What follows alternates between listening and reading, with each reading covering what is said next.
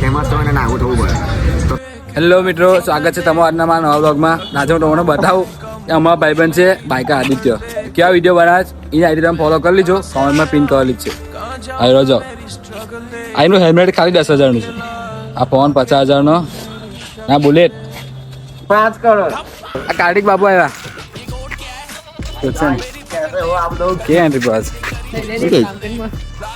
Nimesh Babu Ayub Parmar. Happy birthday to you bro. કેવું આ rider